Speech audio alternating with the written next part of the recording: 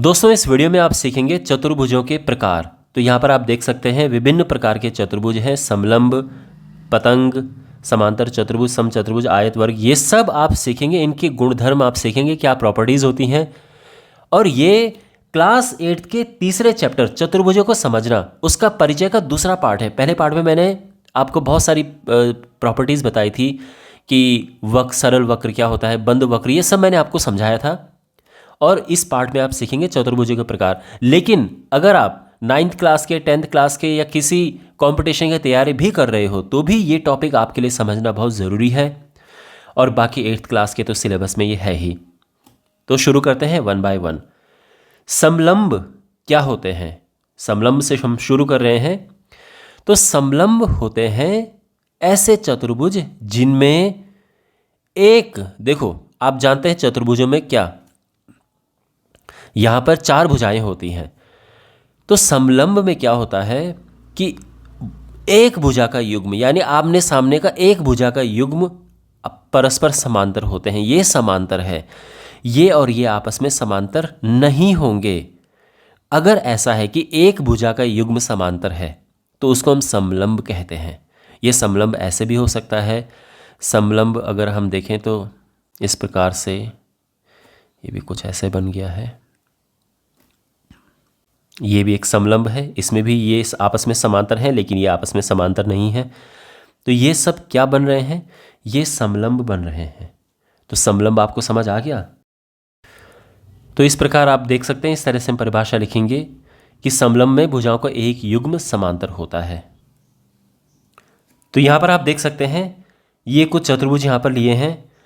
तो ये जो पहला वाला सेट है, ये 4 चतुर्भुज, ये समलंब है क्योंकि ये चतुर्भुज है और इसमें भुजाओं को एक युग्म समांतर है। जैसे इसमें ये आपस में समांतर हैं, ये समांतर हैं, ये ऐसे में समांतर हैं, ये समांतर। यहाँ पर ये समलंब नहीं है। अब आप सोच रहे होंगे कि ये तो आपस में समांतर है, लेकिन ये चतुर्भुज तो है ही नहीं, इसमें 5 भुजाएं आ गई हैं, 1 2 3 4 5। तो ये इनमें से कोई भी समलंब नहीं है। तो मैं उम्मीद करता हूँ कि आपको समलंब आ चुका होगा। और अब पतंग क्या है? देखो, पतंग एक ऐसा फिगर होता है इस प्रकार से कि इसमें ये आपस में बराबर होते हैं और ये आपस में बराबर होते हैं। तो ये पतंग है। यानी देखो, जो लगी हुई भुजाएं होती हैं उनको हम कहते हैं आसन्न भुजाएं। तो इसमें आसन्न भुजाओं के 2 युग्म बराबर होते हैं, है ना। 2 अलग अलग आसन्न भुजाएं। देखो, एक युग्म ये है, युग्म मतलब जोड़ा, और एक जोड़ा ये है। और आसन्न मतलब लगातार भुजाएं, लगातार लगे हुए। तो आसन्न भुजाओं का एक युग्म ये है और आसन्न भुजाओं का एक युग्म ये है। तो ये अलग अलग आपस में बराबर हैं। अगर हम एक आकृति ऐसी बनाएं,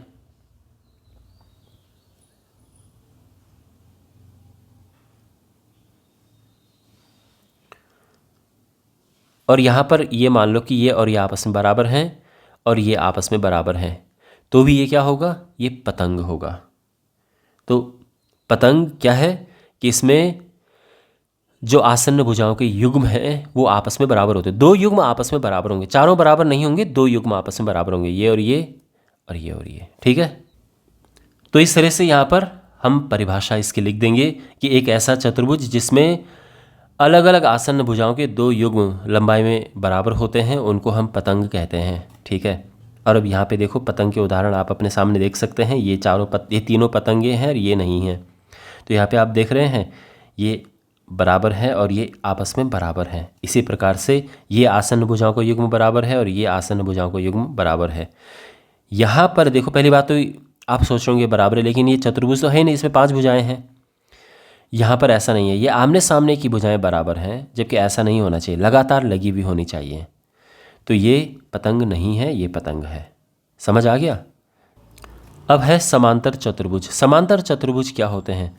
देखो, समांतर चतुर्भुज की अगर हम परिभाषा देखें तो बहुत सारी परिभाषाएं इसकी बनती हैं, लेकिन मेन परिभाषा इसकी ये है कि समांतर चतुर्भुज में आमने सामने की भुजाएं समांतर होती हैं। ये आपस में समांतर हैं और ये आपस में समांतर हैं, तो ये समांतर चतुर्भुज हो गए हैं। तो समांतर चतुर्भुज में आमने सामने की भुजाओं को हम सम्मुख भुजाएं कहते हैं। तो सम्मुख भुजाओं के युग्म परस्पर समांतर होते हैं वो समांतर चतुर्भुज हो गया है।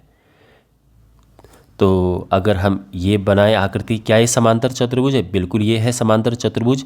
बस ध्यान रखना आमने सामने की भुजाएं समांतर होनी चाहिए, है ना। अगर हम ये भी समांतर चतुर्भुज, अगर हम ऐसे ये देखें, ये तो है ही समांतर चतुर्भुज इस तरह से। तो समांतर चतुर्भुज में क्या है कि सम्मुख भुजाओं के दोनों युग्म परस्पर समांतर होते हैं, समांतर होने चाहिए। अब इसमें बहुत सारे और गुण होते हैं।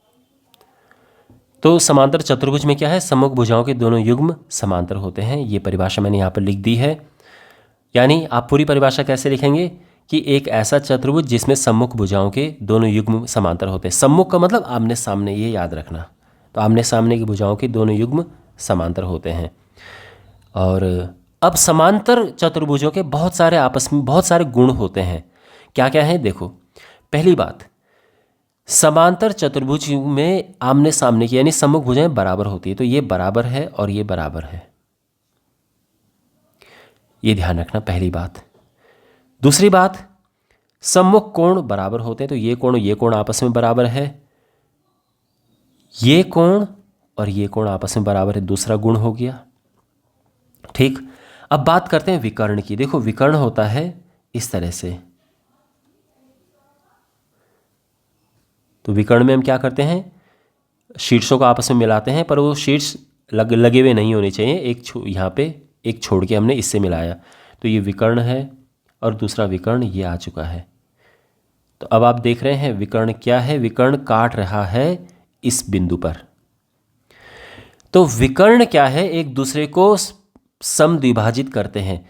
यानी विकर्णों में क्या होगा कि ये और ये आपस में बराबर होंगे और ये आपस में बराबर होंगे। यानी अगर मैं इसे नाम दे दूं ABCD, तो क्या क्या गुण अभी तक निकले हैं? सबसे पहला तो ये है कि आमने सामने की भुजाएं बराबर हैं।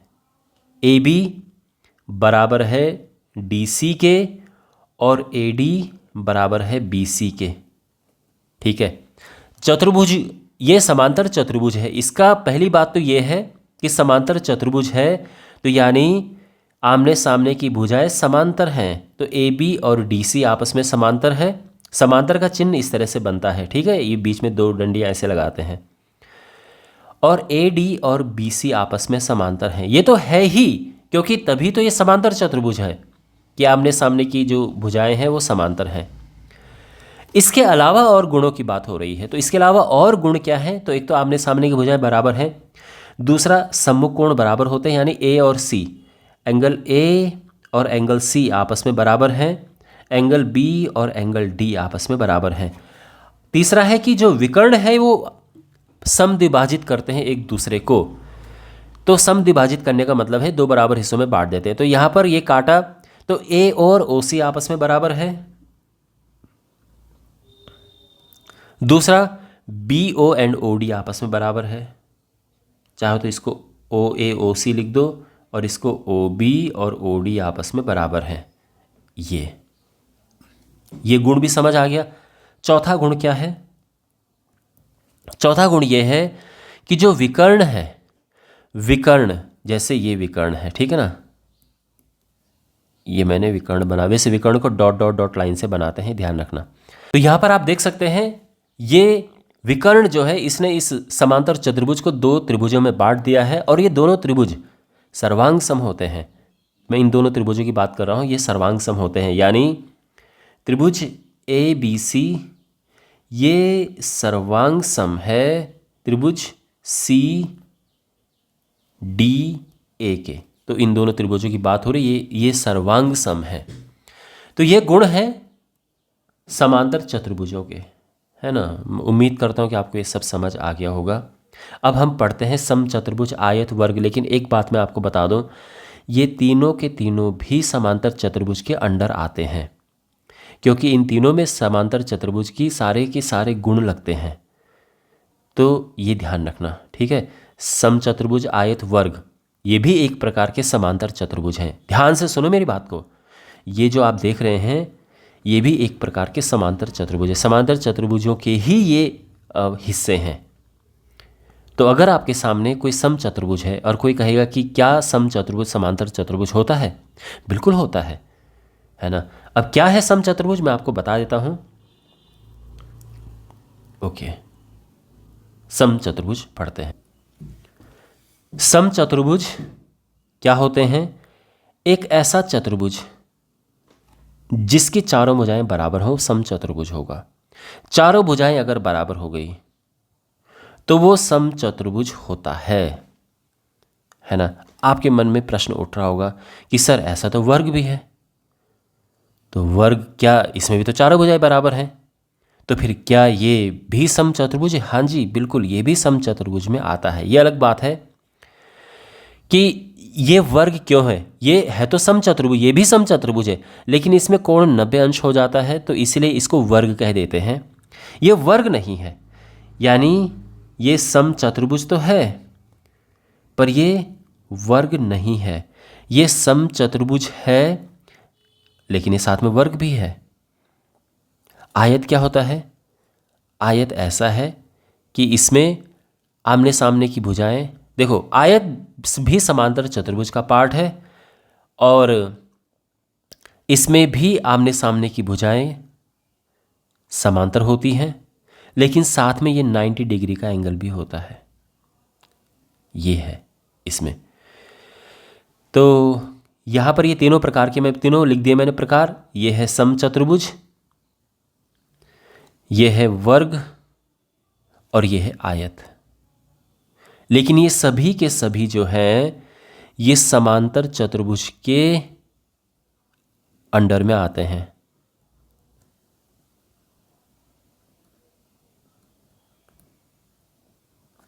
समांतर चतुर्भुज के अंडर आते हैं ये तीनों के तीनों, है ना। क्यों, आपके मन में प्रश्न उठ रहा होगा ऐसा क्या है भाई?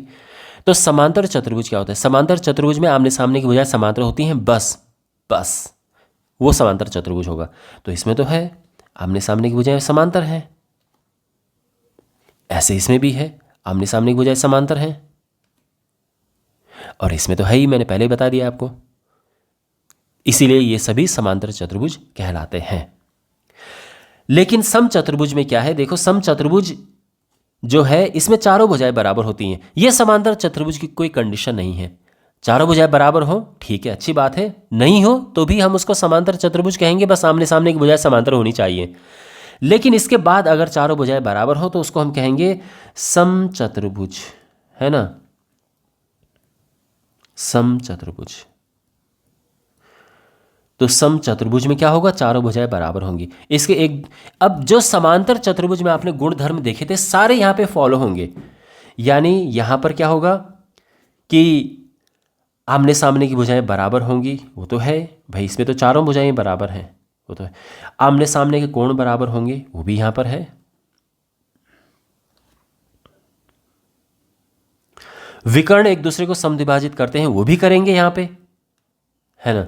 तो ये जो विकर्ण यहां पर हैं ये भी, तो आप देख रहे हैं ना समांतर चतुर्भुज के सारे गुण यहां पर लग रहे हैं। लेकिन अब समचतुर्भुज के एक दो गुण एक्स्ट्रा होते हैं। वो ये है कि जो विकर्ण हैं वो एक दूसरे को 90 डिग्री पर कट करते हैं। समचतुर्भुज में 90 डिग्री पर कट करेंगे और कोण भी बराबर होते हैं। कोण जो है ये बराबर होंगे, ये और ये आपस में बराबर होते हैं। इसी प्रकार से ये और ये कोण भी आपस में बराबर होते हैं। तो अब यहां पर क्या है, ध्यान से सुनो बात को, कंफ्यूज मत होना। समांतर चतुर्भुज में मैंने आपको क्या बताया था कि विकर्ण एक दूसरे को समद्विभाजित करते हैं, लेकिन इसमें 90 डिग्री पर समद्विभाजित करेंगे। यानी समद्विभाजित तो करेंगे ही, लेकिन साथ में 90 डिग्री का कोण भी बनेगा। तो इसको कहते हैं लंब समद्विभाजक। यानी हम कहेंगे कि जो यहां पर विकर्ण हैं ये एक दूसरे के लंब समद्विभाजक होते हैं। लंब मतलब 90 अंश, ध्यान रखना, और समद्विभाजक मतलब दो बराबर भागों में बांटना। तो लंब समद्विभाजक होते हैं एक दूसरे के, 90 डिग्री पर काटते हैं एक दूसरे को। दूसरा यह है कि जो विकर्ण है ये कोणों के समद्विभाजक होते हैं। विकर्ण कोणों को बराबर उस समय काटता है। ये समांतर चतुर्भुज में नहीं होता था, ये समचतुर्भुज में एक्स्ट्रा है कि जो विकर्ण हैं कोणों के समद्विभाजक होते हैं।